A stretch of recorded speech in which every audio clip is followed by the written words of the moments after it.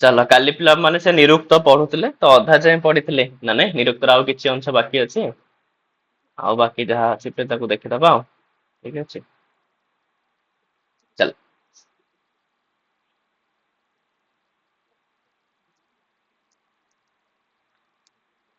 ହେଲା ତ କାଲି ଆମେ ମାନେ ପଢିଥିଲେ ନିରୁକ୍ତର ପ୍ଲେ ଯୋଉ ବିଷୟ ଅଛି ତ ସେ ବିଷୟକୁ ପ୍ଲେ ଚାରି ଭାଗ ଯୋଉ ପାଞ୍ଚ ଭାଗରେ ବିଭକ୍ତ କରାଯାଇଥିଲା ଯେମିତି କି ବର୍ଣ୍ଣାଗମ ହେଇଗଲା ବର୍ଣ୍ଣ ବିପର୍ଯ୍ୟୟ ବର୍ଣ୍ଣର ବିକାର ତାପରେ ବେଳେ ବେଳେ ପ୍ଲେ ବର୍ଣ୍ଣର ବିନାଶ ଆଉ ବେଳେ ବେଳେ ଧାତୁ ମାନଙ୍କର ଅନେକ ଅର୍ଥରେ ପ୍ରୟୋଗ ତ ଏଇଭଳି ଭାବରେ ନିରୁକ୍ତର ପାଞ୍ଚଟି ପ୍ଲେ ପ୍ରତିପାଦ୍ୟ ବିଷୟ ରହିଛି ତାପରେ ସେ କହୁଛନ୍ତି ନିରୁକ୍ତରେ ପ୍ଲେ ଚାରି ପ୍ରକାର ପଦ ଆମକୁ ଦେଖିବାକୁ ମିଳେ ହେଲା ତ ନିରୁକ୍ତରେ ପିଲେ ଚାରି ପ୍ରକାର ପଦ ରହିଛି ତ ଚାରି ପ୍ରକାର ପଦ କଣ କଣ ନା ନାମ ଆଖ୍ୟାତ ଉପସର୍ଗ ଆଉ ପିଲେ ନିପାତ ଯେମିତି ଯୋଉ ଚତ୍ୱାରୀ ଶୃଙ୍ଗା ତ୍ରୟୋସ୍ୟ ପାଦା ଦ୍ୱୟ ଶୀର୍ଷେ ସପ୍ତ ହସ୍ତାସୁ ଅସ୍ୟ ତ ସେଥିରେ ବି ଯୋଉ ଆସିଥିଲା ଚତ୍ୱାରୀ ଶୃଙ୍ଗା ସେଥିରେ ବି ଚତ୍ୱାରୀ ପଦରେ ପିଲେ ଏଇ ଚାରୋଟିକୁ ହିଁ ଗ୍ରହଣ କରାଯାଇଥିଲା ନାମ ଆଖ୍ୟାତ ଉପସର୍ଗ ଆଉ ନିପାତ ତ ଯେମିତି କୁହାଯାଏ କି ଚତ୍ୱାରୀ ପଦ ଜାତାନି ନାମାଖ୍ୟାତେ ଚ ଉପସର୍ଗ ନିପାତାଶ୍ଚ ତ ଚାରୋଟି ହିଁ ପିଲେ ପଦର ପ୍ରକାର ନାମ ଆଖ୍ୟାତ ଉପସର୍ଗ ଆଉ ନିପାତ ତାହେଲେ ଆମମାନେ ପ୍ରଥମେ ଦେଖିବା ପିଲେ କି ନାମ କଣ ଆଖ୍ୟାତ କଣ ଉପସର୍ଗ କଣ ନିପାତ କଣ ତାହେଲେ ସିଏ କହୁଛି ପିଲେ ନାମ କହିଲେ ସତ୍ଵ ପ୍ରଧାନାନି ନାମାନି ହେଲା ସତ୍ଵର ମାନେ ହେଲା ପିଲେ ଯୋଉମାନଙ୍କର କଣ ଅଛି ଆମେ ତାକୁ କଣ କହିବା ହେଲା ଦ୍ରବ୍ୟ ପ୍ରଧାନ ଏ ଟାଇପ ର ହେଲା ତ ସତ୍ଵ ପ୍ରଧାନ ଯୋଉମାନେ ତ ସେମାନଙ୍କୁ ନାମ ବୋଲି କୁହାଯାଇଥାଏ ଆଉ ଆଖ୍ୟାତମ ହେଲା ପିଲେ ଭାବ ପ୍ରଧାନମ ଆଖ୍ୟାତମ ଭାବର ମାନେ ହେଲା କ୍ରିୟା ପ୍ରଧାନ ତ କ୍ରିୟା ପ୍ରଧାନକୁ ପିଲେ ଆଖ୍ୟାତ ବୋଲି କୁହାଯାଇଥାଏ ତ ଦେଖ ଏଠି ଯେମିତି ଦେଇଛି ପିଲେ ଆଖ୍ୟାତ କାହାକୁ ଆମେ ମାନେ କହିବା ନା ପୂର୍ବା ପରିଭୂତମ ଭାବମ ଆଖ୍ୟାତେନ ଆଚଷ୍ଟେ ଅର୍ଥାତ ସେଭଳିଆ ଭାବ ସେଭଳିଆ କ୍ରିୟାକୁ ହିଁ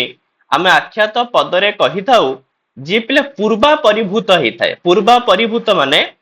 କ୍ରିୟାରେ ନା କିଛି କାମ ମାନେ କ୍ରିୟା ଯେମିତି କି ପିଲେ ମନେକର ମୁଁ କହିବି କି ଗଛତି ଗୋଟେ କ୍ରିୟା ତେବେ ଗଛତି କ୍ରିୟା ତ ଗଛତି କହିଲେ ମାନେ କାହାକୁ ବୁଝଉଛି ପିଲେ ଗଛତିର ମାନେ ପର୍ଟିକୁଲାର କୌଣସି ଗୋଟିଏ ଜିନିଷକୁ ବୁଝାଏନି ଗଛତି ମାନେ ଜଣେ ପିଲେ ଘରୁ ବାହାରିବା ଠିକ ଅଛି ତ ଘରୁ ବାହାରିବାଠୁ ଆରମ୍ଭ କରିକିରି ତାର ଯୋଉଟା ପିଲେ ଗନ୍ତବ୍ୟ ସ୍ଥଳ ବା ଯୋଉଟା ଲକ୍ଷ୍ୟ ସ୍ଥଳ ତ ସେଠି ପହଞ୍ଚିଲା ପର୍ଯ୍ୟନ୍ତ ତ ଯେତିକି ସେ ପିଲେ ପାଦ ବିକ୍ଷେପ କରିଛି ଚରଣ ବିକ୍ଷେପ କରିଛି ତ ସେ ସମସ୍ତଙ୍କୁ ହିଁ ଗଛତି ବୋଲି କୁହାଯାଏ ଅର୍ଥାତ ଗଛତିରେ ପିଲେ ପୂର୍ବ ଆଉ ପର ଏ ଟୋଟାଲ ଟାକୁ ମିଶେଇକିରି ପିଲେ ଗୋଟେ କ୍ରିୟା ହେଇଥାଏ ଅର୍ଥାତ ଗଛତିରେ ପୂର୍ବ ହେଲା ପିଲେ କଣ ଘରୁ ବାହାରିବା ପର ହେଲା ପିଲେ ଲକ୍ଷ୍ୟ ସ୍ଥଳରେ ପହଞ୍ଚିବା ତ ଟୋଟାଲ ଗ୍ରୁପ ଟାକୁ ହିଁ କ୍ରିୟା ବୋଲି କୁହାଯିବ ହେଲା ତ ଯେମିତି ପିଲେ ବ୍ରଜତି ପଚତି ଯେମିତି ବ୍ରଜତି ମାନେ ଯିବା ପଚତି ମାନେ ରାନ୍ଧିବା ଏ ସବୁରେ ଉପକ୍ରମ ପ୍ରଭୃତି ଉପକ୍ରମ ଠୁ ଆରମ୍ଭ ହବ ମାନେ ଷ୍ଟାର୍ଟିଂ ରୁ ଆରମ୍ଭ ହବ ଯିବ କୋଉ ଯାଏ ନା ଅପବର୍ଗ ପର୍ଯ୍ୟନ୍ତମ ଅପବର୍ଗ ପର୍ଯ୍ୟନ୍ତ ଯିବ ମାନେ ଫଳ ପ୍ରାପ୍ତି ପର୍ଯ୍ୟନ୍ତ ଯିବ ଯେମିତି ଯଦି ବ୍ରଜତି ଗୋଟେ କ୍ରିୟା ହୁଏ ତେବେ ବ୍ରଜତି କ୍ରିୟାର ଉପକ୍ରମ କଣ ନା ତୁମେ ପିଲେ ଗୋଟେ ପାଦ ଉପରକୁ ଟେକି ଆଉ ଗୋଟେ ପାଦକୁ ତଳେ ପକେଇବା ଠିକ ଅଛି ମାନେ ଚରଣ ବିକ୍ଷେପ ଗୋଟିଏ ଗୋଟେ ଷ୍ଟେପ ପକେଇବା ଇଏ ହେଲା ଉପକ୍ରମ ଆର ଅପବର୍ଗ କଣ ନା ଲକ୍ଷ୍ୟ ସ୍ଥଳରେ ପହଞ୍ଚିବା ନା ନାଇଁ ଯେମିତି ବିଦ୍ୟାଳୟ ଯଦି ଲକ୍ଷ୍ୟ ସ୍ଥଳ ହେଇଥିବ ବିଦ୍ୟାଳୟରେ ପହଞ୍ଚି ଗଲା ପରେ ଆଉ ପିଲେ ଚରଣ ବିକ୍ଷେପ ହବନି ସେଇଠି ଲାଷ୍ଟ ହେଇଯିବ ତ ଇଏ ଯୋଉ ଉପକ୍ରମଠୁ ଆରମ୍ଭ କରି ଅପବର୍ଗ ପର୍ଯ୍ୟନ୍ତ ଏ ଟୋଟାଲ ଟାକୁ ଆମେ ମାନେ କ୍ରିୟା ବୋଲି କହିବା ସେମିତି ପଚତିରେ ମଧ୍ୟ ଯଦି ଉପକ୍ରମ କଥା ଆମେ ଦେଖିବା ତେବେ ଚୁଲିରେ ପିଲେ ଜାଳ ଯୋଉ ନିଆଁ ଲଗେଇବା ହେଲା ଉପକ୍ରମ ସେଇଠୁ ଆରମ୍ଭ ହବ ଆଉ ଯିବ କୋଉ ଯାଏ ନା ଯେତେବେଳେ ପିଲେ ଭାତ ହେଇଯିବ ତାପରେ ଆଉ ରନ୍ଧା ଯିବନି ସେଇଠି ସବୁ କିଛି ପିଲେ ଶେଷ ହେଇଗଲା ଅର୍ଥାତ ସେ କହୁଛି ପିଲେ ଯାହାବି ଆଖ୍ୟାତ ହେଇଥାଏ କ୍ରିୟା ହେଇଥାଏ ତାହା ପ୍ରଥମେ ପିଲେ ଉପକ୍ରମରୁ ଆରମ୍ଭ ହେଇକିରି ଅପବର୍ଗ ପର୍ଯ୍ୟନ୍ତ ଚାଲି ଏ ଟୋଟାଲ ଟାକୁ ଆମେ ମାନେ ଆଖ୍ୟାତ ବୋଲି କହିଥାଉ ଆଉ ବାକି ସେ ଯୋଉ କହିଲା ପିଲେ ମୂର୍ତ୍ତମ ସତ୍ୱଭୂତମ ସତ୍ୱ ନାମ ଭି ବ୍ରଜା ପକ୍ତି ଇତି ଆଉ ଯଦି କେବଳ ପିଲେ ଯିବା ଠିକ ଅଛି ରାନ୍ଧିବା ଏ ଟାଇପ ର ଯୋଉ ଶବ୍ଦ ଆସେ ତେବେ ତାକୁ ପିଲା ମାନେ ସତ୍ୱ ବୋଲି ହିଁ କହିବା ବା ତାକୁ ପିଲା ମାନେ ନାମ ବୋଲି ହିଁ କହିବା ଠିକ ଅଛି ଗମନମ ହଁ ପଚନମ ତ ଏ ସବୁ ଜାଗା କଣ ହେଇଯିବ ଗୋଟେ ଗୋଟେ ପିଲେ ନାମ ହେଇଯିବ କିନ୍ତୁ ଗଛତି ଯିବା କ୍ରିୟା ଆଉ ପିଲେ ରାନ୍ଧିବା କ୍ରିୟା ତ ଏମାନେ ହେଲେ ଉପକ୍ରମଠୁ ଆରମ୍ଭ କରିକିରି ଅପବର୍ଗ ପର୍ଯ୍ୟନ୍ତ ଯିବେ ତ କୁହାଯାଏ ପିଲେ ଅଦହ ଇତି ସତ୍ୱ ନାମ ଉପଦେଶ ତ ଯେତେବେଳେ ସତ୍ୱ ମାନଙ୍କୁ କୁହାଯାଏ ବା ଯାହା ଯୋଉ ନାମବାଚକ ପଦ ରହିଲେ ତାଙ୍କୁ ନା ପିଲେ ଅଦହ ବୋଲି କୁହାଯାଏ ଅଦହର ମାନେ ପିଲେ କଣ ଅଦ ଶବ୍ଦର ପିଲେ ନପୁଂସକ ଲିଙ୍ଗ ପ୍ରଥମ ବ୍ୟକ୍ତି ଏକ ବଚନ ଠିକ ଅଛି ମାନେ ଏହା ତାହା ତ ଏ ଟାଇପର ତାଙ୍କୁ ପିଲେ କୁହାଯାଇ ପାରିବ କାହାକୁ ସତ୍ୱ ମାନଙ୍କୁ ଯେମିତି ପିଲେ ଗୌହୁ ଅଶ୍ୱଃ ପୁରୁଷଃ ହସ୍ତି ନା ନାଇଁ ତ ଏମାନଙ୍କୁ ଆମେ କଣ କହିବା ପିଲେ ଏଷା ଗୌହୁ ଏଷଃ ଅଶ୍ୱଃ ଏଷଃ ପୁରୁଷଃ ସହ ହସ୍ତି ତ ଏ ଟାଇପର ପିଲେ ବ୍ୟବହାର ହେଇଥାଏ ଆମେ ମାନେ ଆକୁ ପର୍ଟିକୁଲାର ପିଲେ କହିପାରିବା କିନ୍ତୁ କ୍ରିୟାକୁ କଣ ଆମେ ସେମିତି କହିପାରିବା କି ହେଲା ଯାଉଛି ତ ଏହା ଯାଉଛି ଏମିତି କହିପାରିବାନି ମାନେ ଯାଉଛି କୌଣସି ପର୍ଟିକୁଲାର ଜିନିଷ ହିଁ ନୁହଁ ତାହେଲେ କ୍ରିୟା ଯେମିତି ସତ୍ୱ ମାନଙ୍କୁ ପିଲେ ଅଦହ ଦ୍ଵାରା କୁହାଯାଇ ପାରୁଛି ଭାବ ମାନଙ୍କୁ କୋଉଥିରେ କୁହାଯିବ ନା ଭବତି ଇତି ଭାବସ୍ୟ ଭବତି ଦ୍ଵାରା ଭାବକୁ ପିଲେ କୁହାଯିବ ଯେମିତି ଯିବା ହଉଛି ରନ୍ଧା ହଉଛି ତ ଏଠି ପିଲେ ଭବତି ଅର୍ଥକୁ ସୂଚେଇବ ଯେମିତି ଆସ୍ତେ ସେତେ ବ୍ରଜତି ତିଷ୍ଠତି ଏମାନେ ସମସ୍ତେ ପିଲେ ଭବତି ମାନେ କ୍ରିୟାକୁ ବୁଝଉଛନ୍ତି କିନ୍ତୁ ଅଦହ ସତ୍ୱାନାମ ଉପଦେଶ ହେଲା ଏଇଟା ଟିକେ ମନେ ରଖିଥିବ ପିଲେ ଅଦହ ଦ୍ଵାରା କେସାମ ଉପଦେଶ ନା ସତ୍ୱାନାମ ଉପଦେଶ ଭବତି ଇତି କସ୍ୟ ଉପଦେଶ ନା ଭାବସ୍ୟ ଉପଦେଶ ହେଲା ଚାଲ ତାପରେ ପିଲେ ଇଏ ହେଇଗଲା ପିଲେ କଣ ନା ଆମର ନାମ ଆଉ ଆଖ୍ୟାତ ହେଇଗଲା ତେବେ ଉପସର୍ଗ କଣ ନା ଉପସର୍ଗ ବିଷୟରେ ପିଲେ ୟାସ୍କ ମୁନି ଉପସର୍ଗର କୌଣସି ନିଶ୍ଚିତ ଲକ୍ଷଣ ପିଲେ କରିନାହାନ୍ତି ଆଉ ସେ କେବଳ ଶାକଟାୟନ ଆଉ ଗାର୍ଗୀୟ ଦି ଜଣ ପିଲେ ତାଙ୍କର ପୂର୍ବବର୍ତ୍ତୀ ଆଚାର୍ଯ୍ୟ ସେମାନଙ୍କର ମତକୁ ହିଁ କେବଳ ଉଲ୍ଲେଖ କରିଛନ୍ତି ତାହେଲେ ଶାକଟାୟନ ପିଲେ କଣ କୁହନ୍ତି ଉପସର୍ଗ ବିଷୟରେ ନା ଶାକଟାୟନଙ୍କ ମତାନୁସାରେ ନ ନିରିବଦ୍ଧା ଉପସର୍ଗ ଅର୍ଥାନ ନିରାହୁ ଇତି ଶାକଟାୟନ ପରୀକ୍ଷାରେ ପିଲେ ପଚାରିଦବ କି ନ ନିରିବଦ୍ଧା ଉପସର୍ଗ ଅର୍ଥାନ ନିରାହୁ ଇତି କେନ ଉକ୍ତମ ତାହେଲେ ମନେ ରଖିଥିବ ଶାକଟାୟନେନ ଉକ୍ତମ କହୁଛନ୍ତି ଉପସର୍ଗ ଗୁଡାକ ନ ନିରିବଦ୍ଧ ଉପସର୍ଗର ସେମିତି କିଛି ଅର୍ଥ ନଥାଏ ସେମାନେ ଅର୍ଥାନ ନିରାହୁ ସେମାନେ କୌଣସି ଅର୍ଥକୁ କୁହନ୍ତିନି ତ ଏକଥା ଶାକଟାୟନ କୁହନ୍ତି ଅର୍ଥାତ ଉପସର୍ଗ ମାନଙ୍କର ସେମିତି କିଛି ଅର୍ଥ ନାହିଁ ତାଙ୍କ କହିବା ମତ ପିଲେ ଆଉ ଏମାନେ କେବଳ ନାମ ଆଉ ଆଖ୍ୟା ତୟ ହେତୁ କର୍ମୋପସଂଯୋଗ ଦ୍ୟୋତକା ଭବନ୍ତି ଯେତେବେଳେ ଉପସର୍ଗ ମାନେ କୌଣସି ନାମ ବା କୌଣସି ଆଖ୍ୟାତର ପୂର୍ବରେ ଲାଗିଥାନ୍ତି ସେତେବେଳେ ପିଲେ ଏମାନେ କିଛି କର୍ମୋପସଂଯୋଗ ଦ୍ୟୋତକା ମାନେ କିଛି ଅର୍ଥକୁ ପିଲେ ମାନେ ପ୍ରକଟ କରିଥାନ୍ତି ନହେଲେ ଉପସର୍ଗ ମାନଙ୍କର ପର୍ଟିକୁଲାର କିଛି ଅର୍ଥ ନଥାଏ ବୋଲି ଶାକଟାୟନଙ୍କର ମତ କିନ୍ତୁ ପିଲେ ଗାର୍ଗ୍ୟ ତାଙ୍କର ମତକୁ ଖଣ୍ଡନ କରି କୁହନ୍ତି ସେମିତି କିଛି ନାହିଁ ଉଚ୍ଚାବଚାହ ପଦାର୍ଥ ଭବନ୍ତି ଇତି ଗାର୍ଗ୍ୟ ତ ଯୋଉ ଉପସର୍ଗ ବାଲା ଯୋଉ ପଦାର୍ଥ ମାନେ ଅଛନ୍ତି ସେମାନେ ପିଲେ ଉଚ୍ଚାବଚାହ ପଦାର୍ଥ ସେମାନଙ୍କର କିଛି ଅର୍ଥ ଅଛି ଠିକ ଅଛି ଉଚ୍ଚ ନିଚ ଏ ଟାଇପ ର ଅର୍ଥ ସେମାନଙ୍କର ଅଛି ଆଉ ଅର୍ଥ ନାହିଁ ବୋଲି ଆମେ କହିପାରିବା ନାହିଁ ସେମାନଙ୍କର ଅର୍ଥ ଅଛି ତାହେଲେ କେମିତି ପିଲେ ଉପସର୍ଗ ମାନଙ୍କର ଅର୍ଥ ଅଛି ଗାର୍ଗ୍ୟଙ୍କ କହିବା ହିସାବରେ ତ ସେଇ କଥା ଦେଇଛି ପିଲେ କି ଭିନ୍ନ ଭିନ୍ନ ଉପସର୍ଗ ମାନେ ଭିନ୍ନ ଭିନ୍ନ ଅର୍ଥରେ ବ୍ୟବହାର ହେଇଥାନ୍ତି ଯେମିତି ପିଲେ ଆଉ ଗୋଟେ ଉପସର୍ଗ ଯାହା ପିଲେ ଅର୍ବାକ ଅର୍ଥେ ହେଲା ଅର୍ବାକ ମାନେ ପିଲେ ବୁଝଛ କଣ ଅର୍ବାକ ମାନେ କଣ ଆରେ ଅର୍ବାକରେ ପିଲେ ବହୁତ ସାରା ଅର୍ଥ ହେଇପାରିବ ଠିକ ଅଛି ଅର୍ବାକର ଅର୍ଥ ପିଲେ ପର୍ଯ୍ୟନ୍ତ ବି ହେଇପାରିବ ଅର୍ବାକର ଅର୍ଥ ପିଲେ ନିକଟ ବି ହେଇପାରିବ ଅର୍ବାକର ଅର୍ଥ ଦୂର ବି ହେଇପାରିବ ହେଲା ତ ଅର୍ବାକର ଏମିତି ଅନେକ ଅର୍ଥ ରହିଛି ଠିକ ଅଛି ବା ଅର୍ବାକର ଅର୍ଥ ପିଲେ ପରେ ବି ହେଇପାରିବ ହେଲା ତ ଏମିତି ବହୁତ ସାରା ଅର୍ଥ ପିଲେ ଅର୍ବାକର ହେଇପାରିବ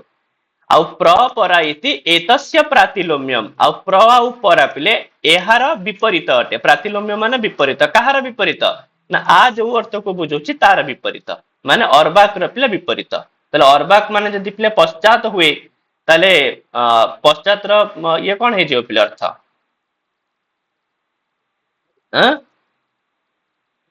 ଆରେ ପୂର୍ବମ ପିଲେ ହେଇଯିବ ଆଉ ହେଲା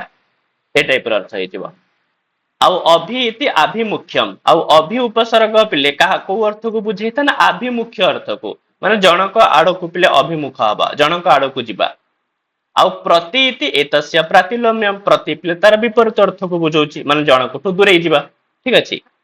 ଆଉ ଅତି ସୁ ଇତି ଅଭିପୂଜିତାର୍ଥେ ଅତି ଆଉ ସୁ ଉପସର୍ଗ ପିଲେ ଅଭିପୂଜିତାର୍ଥେ କାହାକୁ ସମ୍ମାନ ଦବା ଅର୍ଥରେ ହେଇଥାଏ କିନ୍ତୁ ପିଲେ ନିରି ଆଉ ଦୂରୁ ଏତୟୋହ ପ୍ରାତିଲୋମ୍ୟମ ତ ନିରି ଆଉ ଦୂରୁ ପିଲେ ଏମାନଙ୍କର ବିପରୀତ ଠିକ ଅଛି ନିନ୍ଦା ଅର୍ଥରେ ନି ଅବ ଇତି ବିନିଗ୍ରହାର୍ଥ୍ୟ ନି ଆଉ ଅବ ପିଲେ ଏମାନେ ବିନିଗ୍ରହ ଅର୍ଥରେ ମାନେ ନିଶ୍ଚିତ ଅର୍ଥରେ ବ୍ୟବହାର ହେଇଥାନ୍ତି ଠିକ ଅଛି ତାପରେ ଉତୁ ଇତି ଏତୟଃ ପ୍ରାତିଲୋମ୍ୟମ ଉତୁ ତାର ବିପରୀତ ଅର୍ଥରେ ହେଇଥାଏ ପିଲେ ଠିକ ଅଛି ଆଉ ସମ ଇତି ଏକି ଭାବମ ସମ ଉପସର୍ଗ ପିଲେ ଏକାକାରକୁ ବୁଝେଇଥାଏ ମାନେ ଏକ ହବା ଏ ଅର୍ଥକୁ ବୁଝେଇଥାଏ किंतु बी आउ अप एतस्य प्रतिलोम्यम तो बी आउ अप पिले एमानकर विपरीत अर्थ को बुझाई थाए हैला पृथक हवा अनु इति सादृश्य अपर भावम अनु पिले सादृश्यर ठीक अछि सादृश्यर अपर भावम अपर भावम पिले एमति कहि पारे सादृश्यर भिन्न अर्थ को बुझाई थाए आउ अपि इति संसर्गम अपि पिले संसर्ग अर्थ को बुझाई थाए उप इति उपजननम उप माने पिले कौन सी स्थान रु जात हवा ए अर्थ को बुझाई थाए आउ परि इति सर्वतो भावम परि कहले चारिपट बा समस्त को ए अर्थ को बुझाई थाए ना नहीं आउ अधि इति उपरि भावम ऐश्वर्यम बा अधिर दीटा अर्थ ऊपर अर्थ को भी बुझाई थाए आउ ऐश्वर्य अर्थ को भी बुझाई थाए एवं उच्चावचान अर्थान प्राहुहु सेथिपाई गार्ग्य कहते एमाने एभलिया भिन्न भिन्न अर्थ को कहि थांती उच्चावचन माने भिन्न भिन्न अर्थ को कहि थांती आउ ते हला न उपेक्षितव्याः एमति पिला हवा कथा तो सेथिपाई से मानको पिले उपेक्षा करा जिबा उचित नुहा से मानकर भी अर्थ रहिछि हला तो एभली भाबरे पिले उपसर्ग होई गेला तापरे निपात कोन कहूची तो निपात पिले उच्चावचेषु अर्थेषु निपतन्ति इति निपातः यास्क मुनि कहिचंदी पिले कि विभिन्न अर्थ रे जो मानकर व्यवहार हुए से मानको निपात बोली कहा जाए आ यास्क मुनि पिले कहंती कि पिले निपात तीन प्रकार अछि गोटे पिले उपमार्थक निपात अछि किछि निपात पिले उपमार्थक किछि निपात पिले कर्मोपसंग्रहार्थक आउ किछि निपात पिले पाद पूर्णार्थक हैला ताले पिले उपमार्थक निपात भितरे किए जाउछंती ना इब न चिति नु ए चारटा हला पिले उपमार्थक हैला तो जेमिते उदाहरण पिले अग्नि ही इब हैला तो एटी पिले कोन हैछि ना इब व्यवहार हैछि पिले उपमार्थ रे अग्नि को परी आउ जो न पिले अछि न र ना विभिन्न अर्थ रा माने पिले सुक्त पढुतले से जो संवाद सुक्त सेतरे भी तमान देखिथियो पिले न पिले बहुत सारा अर्थ रे व्यवहार होतला ना नहीं जेमती पिले नेन्द्रम देवम अमम सत तले एठी जो न पिले हिची तो एठारे नटा व्यवहार हिची निषेध अर्थ रे दुर्मदा सो न सुरायम एगुडा का परीक्षा रे पचारे सेति में मट लिखि देछि पिले थरे एग्जाम रे पचारितिला दुर्मदा सो न सुरायम तो एठी जो न व्यवहार हिची को अर्थ रे व्यवहार हिची त मन रखियो पिले उपमा अर्थ रे व्यवहार हिची हैला तापर सेतरु को पिले आचार्यश्चित एठारे चित पिले पूजा अर्थ रे व्यवहार हिची दधि चित एठारे चित पिले उपमार्थ रे व्यवहार हैछि हैला आउ सेमति पिले इदम नु करिष्यति एठी नुटा पिले हेतु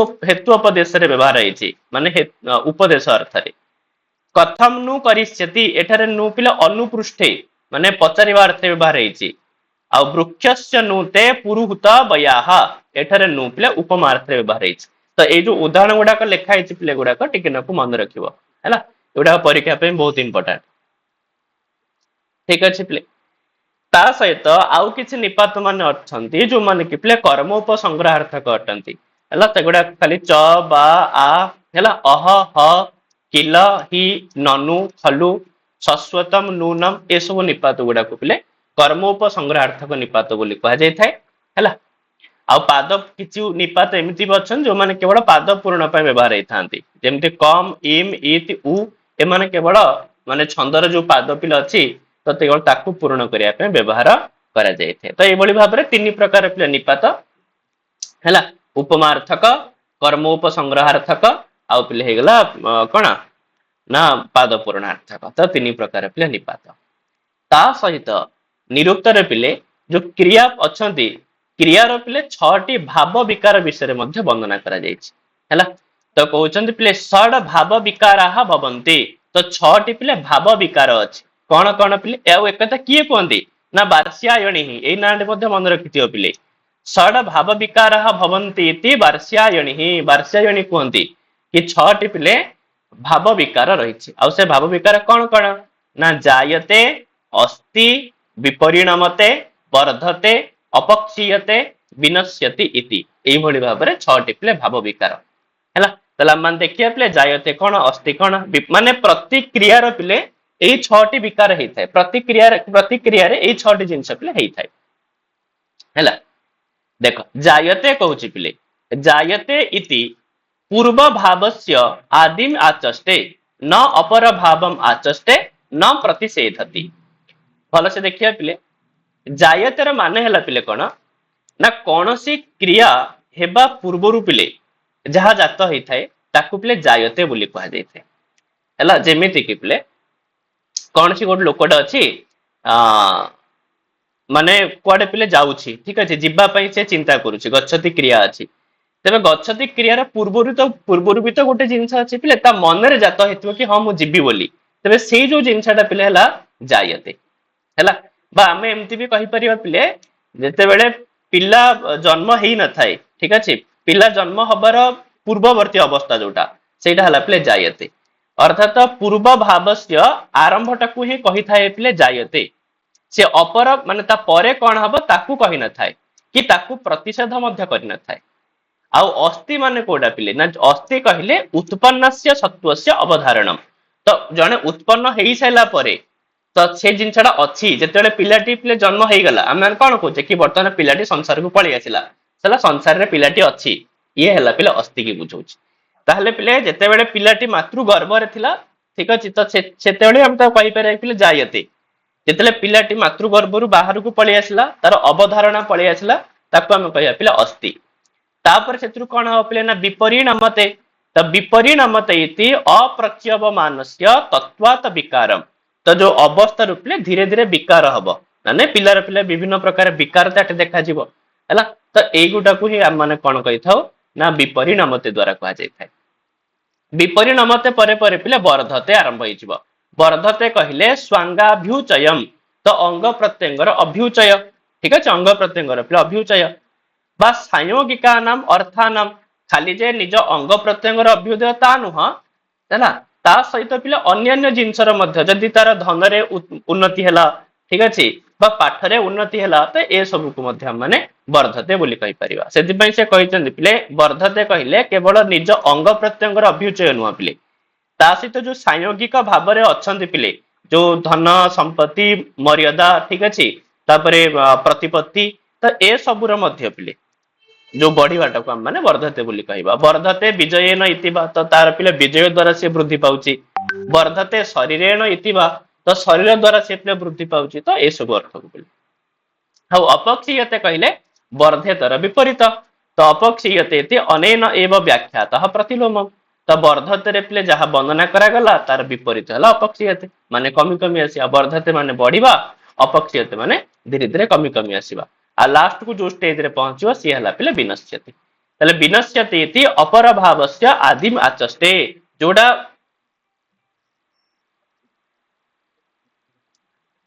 ଠିକ ଅଛି ପିଲେ।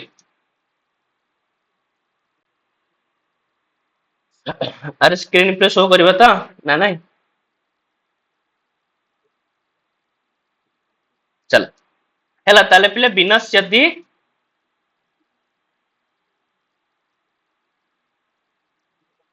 ହେଲା ତ ପିଲେ ବିନଶ୍ୟତି ସେ କହୁଛି ଅପର ଭାବସ୍ୟ ଆଦିମ ଆଚସ୍ତେ ତ ପରେ ପିଲେ ଯୋଉ ଜିନିଷଟା ଘଟିବ ମାନେ ତାର ବିନାଶ ହବ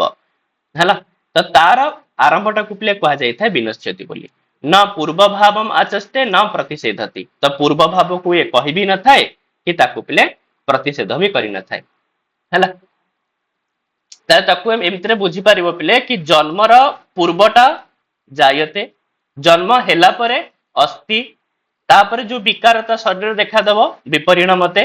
ତାପରେ ଧୀରେ ଧୀରେ ତା ନିଜ ଶରୀରର ବିକାଶ ସହିତ ସାଂୟୋଗିକ ଅର୍ଥ ଇତ୍ୟାଦିର ବିକାଶ କୁ ବର୍ଦ୍ଧତେ ଯେତେବେଳେ ଏମାନଙ୍କର ଅପକ୍ଷୀୟତେ ମାନେ କମି କମି ଆସିବ ସେଇଟା ଅପକ୍ଷୀୟତେ ଆଉ ଜଷ୍ଟ ପିଲେ ମୃତ୍ୟୁର ପୂର୍ବ ଅବସ୍ଥା ଜଷ୍ଟ ମୃତ୍ୟୁର ପୂର୍ବ ଅବସ୍ଥାରେ ପହଞ୍ଚିଥିବ ସିଏ ହେଲା ପିଲେ କଣ ନା ବିନଶ୍ୟତି ହେଲା ତ ଏଇଭଳି ଭାବରେ ପ୍ରତି ଭାବର ପିଲେ ଛଅଟି ବିକାର ରହିଛି। ତାପରେ କହୁଛନ୍ତି ପିଲେ ନିରୁକ୍ତର ନିରୁକ୍ତ ଅଧ୍ୟୟନର ପିଲେ କଣ କଣ ଉଦ୍ଦେଶ୍ୟ ଅଛି ତାହେଲେ କୁହାଯାଇଥାଏ ପିଲେ ସମାମ୍ନାୟ ସମାମ୍ନାତଃ ସ ବ୍ୟାଖ୍ୟାତବ୍ୟ ସମାମ୍ନାୟ କହିଲେ ବେଦ ପିଲେ ବେଦର ବ୍ୟାଖ୍ୟା କରାଯିବା ଉଚିତ ତ ସେଥିପାଇଁ ବେଦକୁ ବ୍ୟାଖ୍ୟା କରାଯାଉଛି। ଇଦମ ଅନ୍ତରେଣ ମନ୍ତ୍ରେଷୁ ଅର୍ଥ ପ୍ରତ୍ୟୟ ନ ବିଦ୍ୟତେ ଯଦି ନିରୁକ୍ତ ନ ରହିବ ତାହେଲେ ମନ୍ତ୍ରରେ ତୁମେ ଅର୍ଥ ବୁଝିପାରିବ ନାହିଁ। ଆଉ ଅର୍ଥମ ଅପ୍ରତୀୟତଃ ନ ଅତ୍ୟନ୍ତଃ ସ୍ୱର ସଂସ୍କାରୋ ଦେଶ ଆଉ ଅର୍ଥ ନ ଜାଣିଲେ ସ୍ୱର ସଂସ୍କାର ହେଇପାରିବ ନାହିଁ। ତତତ ଇଦମ ବିଦ୍ୟାସ୍ଥାନମ ବ୍ୟାକରଣସ୍ୟ କାର୍ଷ୍ଣ୍ୟମ୍ आउ यह पिले संपूर्ण व्याकरणर ये विद्या स्थान अटे हेला आउ स्वार्थ साधकम च आ प्रति पदर अर्थ को मध्य साधन करिथाय के निरुक्त अथापि जाज्ञे दैवतेन बहवः प्रदेशः भवन्ति आउ यज्ञ रे पिले देवता मानकर अनेक प्रदेश रहिছে काहेकि ना किछि देवता माने पिले भूस्थानीय होइतांते किछि पिले द्विस्थानीय किछि अंतरिक्ष स्थानीय आउ तत एतेन उपेक्षितव्यम आउ सेमानकु पिले या द्वारा ही जाना पड़ी थाए निरुक्त द्वारा आउ अथापि इदमंतरेण पद विभाग न विद्यते त बिना निरुक्त रे पिले पद विभाग हेई परिवनी जो पद मानकु पिले नाम आख्यात निपात उपसर्ग रे भाग भाग कराइछि या बिना हेई परिवनी अथापि ज्ञान प्रशंसा भवति अज्ञान निंदा च निरुक्त द्वारा पिले ज्ञानर प्रशंसा ही थाए आउ अज्ञान रे पिले निंदा करा जाई थाए ठीक अछि तबा सेति ही कथा पिले निरुक्तर हैला त निरुक्त ऊपर एति जिंस पिले मन रखिबो आउ ज्योतिष रे पिले सेमति विशेष किछि जानिया दरकार नै का नॉर्मली खाली ज्योतिष वेदांग हिसाब रे मन रखिबो ग्रह नक्षत्र मानकर गति और स्थिति को आधार करी करा जायतिबा शास्त्र को पिले ज्योतिष शास्त्र कहा जाय आ वेदांग ज्योतिष गोटे बहिर ना पिले मन रखिथिबो जोटा कि पिले ज्योतिष शास्त्र सबुठु प्राचीनतम ग्रंथ आ याहार पिले कर्ता हेउचंती लगधाचार्य हला आ पिले वेदांग ज्योतिष रे पिले दुईटी पाठ उपलब्ध होई थाए गोटे ऋग्वेद संबंधी ज्योतिष जहा को पिले आर्ष ज्योतिष कहा जाय आ गोटे पिले यजुर्वेदी संबंधी ज्योतिष जहा को पिले याजुष ज्योतिष बोली कहा जाय थाए आ नॉर्मली कथा ज्योतिष शास्त्र रे पिले 12 टी राशि 27 टी नक्षत्र 27 टी योग 11 टी पिले करण 7 टी 12 15 टी तिथि और 2 टी कक्ष पिले रहिछि तो साधारण परिचय खाली ज्योतिष रे पिले मन रखिथिबो ठीक अछि विशेष जिंस किछ आवश्यक नै हेला त तापरे पिले जोटा मानकर अंतिम वेदांग रहिछि ताहाला पिले कल्प ताले पिले कल्प कोन ना कहा जाय पिले कि जेउ ग्रंथ रे वैदिक कर्मर सांग पांग विवेचना करा जायछि सेही ग्रंथ को पिले कल्प सूत्र बोली कहा जाय ते वैदिक जो कर्म कांड इत्यादि रहिछि तार पिले संपूर्ण विवेचना जेउ ग्रंथ रे करा जाय ताकु पिले कल्प सूत्र कहा जाय आ थरे पिले परीक्षा रे पचारितला कि कल्प सूत्राणी कति विधानी त मन रखिथिबो कल्प सूत्र पिले चारि प्रकार बा कल्प सूत्र रे चारोटी भेद रहिछि श्रौत गृह्य धर्म सूत्र आउ पिले सुल्व सूत्र हला श्रौत सूत्र गृह्य सूत्र धर्म सूत्र आउ पिले सुल्व सूत्र तो एई भली भाबरे हमर कल्प सूत्र को पिले चारि भाग रे विभक्त करा जायछि ताले जो श्रौत सूत्र रहिछि तो श्रौत सूत्र रे पिले कोन कोन सब विषय रहिछि तो श्रौत शब्द रु ही बुझी पारुतो पिले श्रुति रु आछि श्रौत माने पिले वेद रे जो सब यज्ञ इत्यादि वंदना करा जायछि तो से सब रो वंदना पिले श्रौत रे करा जायछि तले श्रौत सूत्र रे पिले यज्ञ जाग आदि रो विस्तृत विवेचना करा जायछि जेमिति कि पिले दर्श पूर्णमास जाग या ऊपर हमन को पढिया को पडियो पिले सोम जाग बाजपेय जाग राजसूय जाग अश्वमेध जाग सौत्रामणि जाग आदि मानकर पिले वर्णना श्रौत सूत्र रे करा जायछि ए सब पिले विशिष्ट विशिष्ट जाग गुडा कर ना पिले हला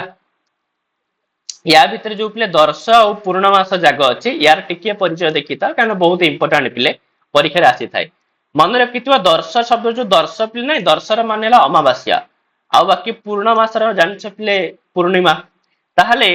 एतुर ही बुझी जाउथबो दर्श जाग पिले अमावास्या रे करा जाय आ पूर्णमास जाग पिले पूर्णिमा रे करा जाय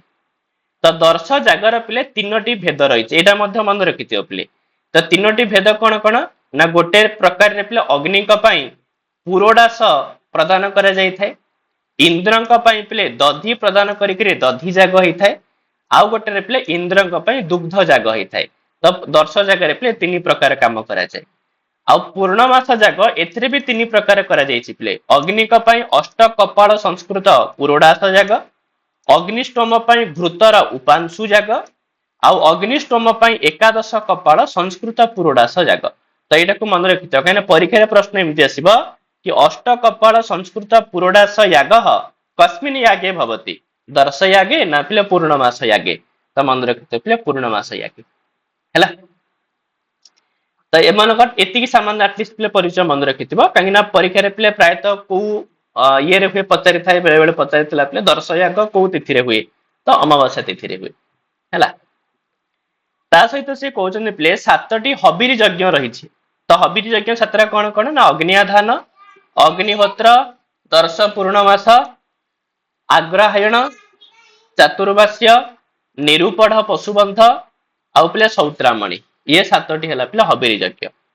ଆଉ 7ଟି ସୋମ ଯାଗ ରହିଛି, ଯେମିତି କି ପିଲା ଅଗ୍ନିଷ୍ଟୋମ, ଅତି ଅଗ୍ନିଷ୍ଟୋମ, ଉକୁଥ୍ୟ, ଷୋଡଶୀ, ବାଜପେୟ, ଅତିରାତ୍ର ଆଉ ଆପ୍ତରୟାମ। ଇଏ 7ଟି ପିଲା ସୋମ ଯାଗ ବୋଲି କୁହାଯାଏ। ଆଉ ଚତୁର୍ମାସ୍ୟ ଯାଜ୍ଞ ଯୋଉ ଅଛି ସେଥିରେ ପିଲା 4ଟି ପର୍ବ ରହିଛି। ଗୋଟେ ବୈଶ୍ୱଦେବ ପର୍ବ, ବରୁଣ ପ୍ରଘାସ, ଶାକମେଧ ଆଉ ପିଲା ସୁନାସିରିୟ ହେଲା। ଆଉ ସୌତ୍ରାମଣି ଗୋଟିଏ ପିଲା ପଶୁ ଯାଗ, ଯାହାକି ଇନ୍ଦ୍ରଙ୍କ ପାଇଁ କରାଯାଇଥାଏ ପିଲା ହେଲା। ତ ସୌତ୍ରାମଣିରେ ପଶୁ ବଳି ଦିଆଯାଇକି ଯଜ୍ଞ କରାଯାଇଥାଏ, ଆଉ ଯୋଉଟା ବିଶେଷ କରିକି ଇନ୍ଦ୍ରଙ୍କ ପାଇଁ ହିଁ କରାଯାଏ ହେଲା। ତ ଏତିକି କଥା ଟିକେ ନାକୁ ମନେ ରଖିଥିବ ପିଲା, କଣ କଣ ସବୁ ଯାଗ ଅଛି। ଆଉ ତାପରେ ସେ କହୁଛନ୍ତି ବିଭିନ୍ନ ବେଦର ପିଲା ବିଭିନ୍ନ ଶ୍ରୌତ ସୂତ୍ର ଅଛି, ଯେମିତି କି ଋକ୍ ବେଦର ପିଲା ଆଶ୍ଵଲାୟନ ଆଉ ସାଂଖ୍ୟାୟନ, ଶୁକ୍ଳ ୟଜୁର୍ବେଦର ପିଲା କାତ୍ୟାୟନ ଶ୍ରୌତ ସୂତ୍ର, କୃଷ୍ଣ ୟଜୁର୍ବେଦର ବୌଦ୍ଧାୟନ, ଆପସ୍ତମ୍ଭ, ସତ୍ୟାଷାଢ ବା ହିରଣ୍ୟକେଶୀ, ବୈଖାନସ, ଭାରଦ୍ୱାଜ, ବାଧୁଳ, ବାରାହ, ମାନବ। ତ ଏସବୁ ଗୁଡାକ ପିଲା କୃଷ୍ଣ ୟଜୁର୍ବେଦର। ଆଉ ସାମବେଦର ସେମିତି ପିଲା ଆର୍ଷେୟ, ଲାଟ୍ୟାୟନ, ଦ୍ରାହ୍ୟାୟନ, ଜୈମିନୀୟ। ଆଉ ଅଥର୍ବ ବେଦର ପିଲା ଗୋଟିଏ ଶ୍ରୌତ ସୂତ୍ର ମନେ ରଖିଥିବ, ବୈତାନ ଶ୍ରୌତ ସୂତ୍ର ହେଲା। ତାପରେ ପିଲେ ଗୃହ୍ୟ ସୂତ୍ର। ତ ଗୃହ୍ୟ ସୂତ୍ର ଗୃହସ୍ଥୀ ମାନଙ୍କ ପାଇଁ କରାଯାଉଥିବା ଜିନିଷ, ଠିକ ଅଛି। ଗୃହସ୍ଥୀ ମାନଙ୍କ ପାଇଁ ପିଲେ ପଞ୍ଚ ମହାଯଜ୍ଞର ମାନେ ବ୍ୟବସ୍ଥା ରହିଛି ପିଲେ। ତ ପ୍ରତି ଗୃହସ୍ଥୀ 5ଟି ମହାଯଜ୍ଞ କରିବା କଥା। ତାହେଲେ ସେ କହୁଛନ୍ତି ଗୃହ୍ୟ ସୂତ୍ରରେ ଗୃହସ୍ଥଙ୍କ ସହିତ ସମ୍ବନ୍ଧିତ ଯୋଉ ଷୋଡଶ ସଂସ୍କାର, ପଞ୍ଚ ମହାଯଜ୍ଞ, ଗୃହ ନିର୍ମାଣ, ଗୃହ ପ୍ରବେଶ, ପଶୁପାଳନ, କୃଷିକର୍ମ ଆଦି ସହ ସମ୍ବନ୍ଧିତ ଯଜ୍ଞ ମାନଙ୍କର ବିଧି ବିଷୟରେ ପିଲେ ବର୍ଣ୍ଣନା କରାଯାଇଛି। ତାହେଲେ ପଞ୍ଚ ମହାଯଜ୍ଞ ଭିତରେ କଣ କଣ ପିଲେ ଆସୁଛନ୍ତି ହେଲା। ଅଧ୍ୟାପନ ବ୍ରହ୍ମଯଜ୍ଞ ପଚାରିଥାଏ ପିଲେ ପରୀକ୍ଷାରେ ହେଲା। ତାହେଲେ ପ୍ରଥମ ହେଲା ପିଲେ ବ୍ରହ୍ମଯଜ୍ଞ, ଦ୍ୱିତୀୟ ହେଲା ପିଲେ ପିତୃଯଜ୍ଞ, ତୃତୀୟ ହେଲା ପିଲେ ବଳି ହେଲା। ତାପରେ ପିଲେ ଭୂତ ଯଜ୍ଞ ହେଲା। ସରି ଭୁଲ କହିଲି ପିଲେ। 1 ହେଲା ବ୍ରହ୍ମ, 2ରେ ପିଲେ ପିତୃଯଜ୍ଞ, 3ରେ ପିଲେ ଦୈବ ଯଜ୍ଞ, 4ରେ ଭୌତ ଆଉ 5ରେ ହେଲା ପିଲେ ନୃଯଜ୍ଞ। ତ ଏଇ 5ଟି ପିଲେ ମହାଯଜ୍ଞ ବ୍ରହ୍ମ, ପିତୃ, ଦୈବ, ଭୌତ ଆଉ ପିଲେ ନୃଯଜ୍ଞ। ତାହେଲେ ବ୍ରହ୍ମଯଜ୍ଞ କାହାକୁ କୁହାଯାଏ ନା ଅଧ୍ୟାପନ ବ୍ରହ୍ମଯଜ୍ଞ। ହଁ, ତ ଅଧ୍ୟାପନ କରିବା, ଅଧ୍ୟୟନ କରିବା, ଅଧ୍ୟାପନ କରିବା, ୟାକୁ ହିଁ କୁହାଯାଇଥାଏ ପିଲେ ବ୍ରହ୍ମଯଜ୍ଞ। ପିତୃଯଜ୍ଞସ୍ତୁ ତର୍ପଣମ, ପିତୃଯଜ୍ଞର ମାନେ ହେଲା ପିଲେ ପିତୃ ପୁରୁଷ ମାନଙ୍କୁ ତର୍ପଣ କରିବା ହେଲା। ଆଉ ଦୈବ ଯଜ୍ଞ ପିଲେ କଣ ନା ହୋମ। ହଁ, ତ ହୋମ କରିବା ହେଲା ଦୈବ ଯଜ୍ଞ। ଆଉ ପିଲେ ଭୂତ ଯଜ୍ଞ ପିଲେ କଣ ନା ବଳି। ବଳିର ମାନେ ବୁଝୁଛ ପିଲେ, ବଳି ମାନେ କାହାକୁ କିଛି ଦବା ପିଲେ, ଦାନ କରିବା ହେଲା। ୟାକୁ ପିଲେ ଭୂତ ଯଜ୍ଞ ବୋଲି କୁହାଯାଏ। ଆଉ ନୃଯଜ୍ଞ ଅତିଥି ପୂଜନମ, କାହିଁକି ନା ଆମର ପିଲେ ସନାତନ ଧର୍ମରେ ପିଲେ କଣ କରାଯାଇଥାଏ ତମେ ଜାଣିଥିବ। ଆଗ ଏବେ ତ ଆଉ ହଉନି, ଆଗ କାଳେ ତ ରୋଷେଇ କଲା ବେଳେ କିଛି ଖାଦ୍ୟ ପିଲେ ପ୍ରଥମେ ଚୁଲିକୁ ଦିଆଯାଏ, କିଛି ଖାଦ୍ୟ ପିଲେ ବାହାରକୁ ପକେଇ ଦିଆଯାଏ ପକ୍ଷୀ ଇତ୍ୟାଦି ମାନଙ୍କ ପାଇଁ। ତ ଏଇ ଜିନିଷଟାକୁ ହିଁ କୁହାଯାଇଥାଏ ପିଲେ ଭୂତ ଯଜ୍ଞ। ଭୂତ କହିଲେ ଯୋଉ ପ୍ରାଣୀ ମାନେ ଅଛନ୍ତି ଆମ ଚାରିପଟେ, ତ ସେମାନଙ୍କୁ କିଛି ଜିନିଷ ପ୍ରଦାନ କରିବା ହେଲା ପିଲେ ଭୂତ ଯଜ୍ଞ ହେଲା। ଗାଈକୁ କିଛି ଖାଦ୍ୟ ଦିଆଯାଏ, ତ ଏଗୁଡାକୁ ହିଁ ଭୂତ ଯଜ୍ଞ ବୋଲି କୁହାଯାଏ। ଆଉ ନୃଯଜ୍ଞ ଅତିଥି ପୂଜନମ, ତ ଅତିଥିଙ୍କୁ ସମ୍ମାନ ଦବା ହେଲା ନୃଯଜ୍ଞ। ତ ଏଇଭଳି ଭାବରେ ପିଲେ ଗୃହସ୍ଥୀ ମାନଙ୍କ ପାଇଁ ପଞ୍ଚ ମହାଯଜ୍ଞର ବିଧାନ କରାଯାଇଛି ହେଲା। ଯଦି ଆମେ ଦେଖିବା ପିଲେ ଋକ୍ ବେଦର କଣ କଣ ଗୃହ୍ୟ ସୂତ୍ର, ଆଶ୍ଵଲାୟନ, ସାଂଖ୍ୟାୟନ, ଶୁକ୍ଳ ୟଜୁର୍ବେଦର ପିଲେ ପାରସ୍କର, କୃଷ୍ଣ ୟଜୁର୍ବେଦର ବୌଦ୍ଧାୟନ, ମାନବ, ଭାରଦ୍ୱାଜ, ଆପସ୍ତମ୍ଭ, କାଠକ, ଆଗ୍ନିବେଶ୍ୟ, ହିରଣ୍ୟକେଶୀ, ବାରାହ ଆଉ ପିଲେ ବୈଖାନସ। ଆଉ ସାମବେଦର ପିଲେ ଗୋଭିଳ, ଖାଦିର, ଦ୍ରାହ୍ୟାୟଣ, ଜୈମିନୀୟ ଆଉ ପିଲେ କୌଥମ। ଆଉ ଅଥର୍ବ ବେଦର ପିଲେ କୌଶିକ ହେଲା। ତାପରେ ପିଲେ ଧର୍ମସୂତ୍ର କଣ ନା, ଧର୍ମସୂତ୍ର ଜାଣିପାରୁଥିବ ପିଲେ କି ଆଚାର ସଂହିତା ସାଙ୍ଗରେ ସମ୍ବନ୍ଧିତ। ତ କର ନିର୍ଦ୍ଧାରଣ, କର ପିଲେ କେତେ ପ୍ରକାର, କରର କୋଉ କୋଉ ଜାଗାରେ ଉପଯୋଗ କରାଯାଇଥାଏ, ସମ୍ପତ୍ତିର ପିଲେ ବିଭାଜନ କେମିତି କରାଯିବ, ଯୋଉ ଦାୟାଦ ପିଲେ ରହିଛନ୍ତି। ହଁ, ଆଉ ସ୍ତ୍ରୀ ଧନର ପିଲେ କିଏ ସେ ଅଧିକାରୀ, ତ ଏସବୁର ବର୍ଣ୍ଣନା ପିଲେ ଧର୍ମସୂତ୍ରରେ କରାଯାଇଥାଏ ହେଲା। ତ ୟାର ଖାଲି ପିଲେ ଦେଖିବ ଋକ୍ ବେଦର ପିଲେ ବାସିଷ୍ଠ ଆଉ ବିଷ୍ଣୁ, ଶୁକ୍ଳ ୟଜୁର୍ବେଦର ପିଲେ ନାହିଁ, କୃଷ୍ଣ ୟଜୁର୍ବେଦର ହାରିତ, ବୌଦ୍ଧାୟନ, ଆପସ୍ତମ୍ଭ, ସାମବେଦର ପିଲେ ଗୌତମ, ଅଥର୍ବ ବେଦର ମଧ୍ୟ ପିଲେ ଧର୍ମସୂତ୍ର ନାହିଁ ହେଲା। ଆଉ ଯୋଉ ରହିଲା ପିଲେ ସୁଲୁଅ ସୂତ୍ର। ତେବେ ସୁଲୁଅର ମାନେ ହେଲା ପିଲେ ରଜୁ। ଯଦି କେତେବେଳେ ପରୀକ୍ଷାରେ ପଚାରି ଦବ ପିଲା ସୁଲୁଅର ମାନେ କଣ, ଲେଖା ହେଇଛି ପିଲା ସୁଲୁଅର ମାନେ ପିଲେ ରଜୁ, ଠିକ ଅଛି। ତେବେ ସୁଲୁଅ ସୂତ୍ର ପିଲେ ଗଣିତ ଶାସ୍ତ୍ର ଉପରେ ଆଧାରିତ, କାହିଁକିନା ସୁଲୁଅ ସୂତ୍ର ପିଲେ ପୁରା ଜିଓମେଟ୍ରି ବର୍ଣ୍ଣନା କରାଯାଇଛି। ଯଜ୍ଞ ବେଦୀର ପିଲେ ଯଜ୍ଞ ବେଦୀର ଆକାର କେମିତି ହବ, ବର୍ଗାକୃତି କି ପିଲେ ତ୍ରିଭୁଜାକୃତି କି ଷଡଭୁଜାକୃତି, ବୁଝିଗଲା। ତ ଏ ଟୋଟାଲ ଜିଓମେଟ୍ରି ସାଇନ୍ସ ପିଲେ ରହିଛି କୋଉଥିରେ, ସୁଲୁଅ ସୂତ୍ରରେ, ହେଲା। ତାହେଲେ ଗଣିତ ଶାସ୍ତ୍ରୀୟ ଗୋଟେ ବୈଜ୍ଞାନିକ ଗ୍ରନ୍ଥ ଯଜ୍ଞର ବେଦୀ ନିର୍ମାଣର ବିଧି ଏବଂ ଛୋଟ ବଡ ବେଦୀ ମାନଙ୍କର ବର୍ଣ୍ଣନା ସୁଲୁଅ ସୂତ୍ରରେ ପିଲା ପ୍ରାପ୍ତ ହେଇଥାଏ। ସୁଲୁଅର ମାନେ ହେଲା ରଜୁ, ଯେହେତୁ ସେତେବେଳେ ତ ପିଲା ଆଉ ସ୍କେଲ ଇତ୍ୟାଦି ନଥିଲା, ରଜୁ ଦ୍ଵାରା ହିଁ ମାପିକିରି ହିଁ କଣ କରାଯାଉଥିଲା, ବେଦୀ କରାଯାଉଥିଲା। ତ ସେଥିପାଇଁ ସେଇ ଯେହେତୁ ଏ ଶାସ୍ତ୍ରରେ ପିଲେ ୟାରି ଉପରେ ବିଶେଷ କରି ବର୍ଣ୍ଣନା କରାଯାଇଛି, ସେଥିପାଇଁ ଏମାନଙ୍କୁ ପିଲେ ସୁଲୁଅ ସୂତ୍ର ବୋଲି କହି ଦିଆଗଲା, ହେଲା। ତେବେ ଋକ୍ ବେଦର ପିଲେ ସୁଲୁଅ ସୂତ୍ର ନାହିଁ, ସାମ ବେଦର ବି ନାହିଁ, ଅଥର ବେଦର ବି ନାହିଁ। ମନେ ରଖିଥିବ ପିଲେ, କୌଣସି ବେଦର ସୁଲୁଅ ସୂତ୍ର ନାହିଁ, କେବଳ ପିଲା ଅଛି ୟଜୁର୍ବେଦର। ତ ଶୁକ୍ଳ ୟଜୁର୍ବେଦର ପିଲେ କାତ୍ୟାୟନ ଶ୍ରୌତ ସୂତ୍ର, ସରି ସୁଲୁଅ ସୂତ୍ର, ଆଉ କୃଷ୍ଣ ୟଜୁର୍ବେଦର ପିଲେ ବୋଧାୟନ, ଆପସ୍ତମ୍ଭ, ମାନବ, ମୈତ୍ରାୟଣୀ, ବାରାହ ଆଉ ପିଲେ ବାଧୁଳ। ଠିକ ଅଛି, ନହେଲେ ଆଉ ସୁଲୁଅ ସୂତ୍ର ପିଲେ କାହାର ବି ନାହିଁ, କୌଣସି ବେଦର ପିଲେ ସୁଲୁଅ ସୂତ୍ର ନାହିଁ, ହେଲା। ତ ବାସ୍ ତମ ମାନଙ୍କର ଏତିକି ଥିଲା ପିଲେ ବେଦାଙ୍କ ପାଠଟା, ବୁଝିଲା। ତ ଏତିକି ତମ ମାନେ ପିଲେ ମନେ ରଖିଦିଅ, ତମର ପ୍ରଥମ ୟୁନିଟ ପୁରା କମ୍ପ୍ଲିଟ ହେଇଗଲା। ତ ଯେତେ ଶୀଘ୍ର ତମ ମାନେ ଫାଷ୍ଟ ୟୁନିଟ ପିଲେ ମନେ ରଖିଦବ, ଆଉ ପ୍ରଥମ ୟୁନିଟ କି ଆଉ ତମକୁ ପଢିବାକୁ ପିଲେ ପଡିବନି, ହେଲା, ଏଥିରେ ହିଁ ହେଇଯିବ। ତାପରେ ପିଲା ମାନେ ସେକେଣ୍ଡ ୟୁନିଟ ଆରମ୍ଭ କରିବା, ଠିକ ଅଛି। ଆଉ ବାକି ଫାଷ୍ଟ ୟୁନିଟ ର ପିଲେ ଆଉ ତ ଫାଷ୍ଟ ୟୁନିଟ କିଛି ପଢିବାର ନାହିଁ, ସେଥିପାଇଁ ଯୋଉ ବର୍ଷ ଯେତିକି ପ୍ରଶ୍ନ ହେଇଛି ଫାଷ୍ଟ ୟୁନିଟ ରୁ ତାକୁ ସବୁ ପିଲା ମାନେ ମକ୍ ଟେଷ୍ଟ ଆକାରରେ କରିଦବା, ହେଲା। ହଉ ପିଲେ ଠିକ ଅଛି, ପୁଣି ଆମ ମାନେ କାଲିକି ଦେଖିବା ଆଉ।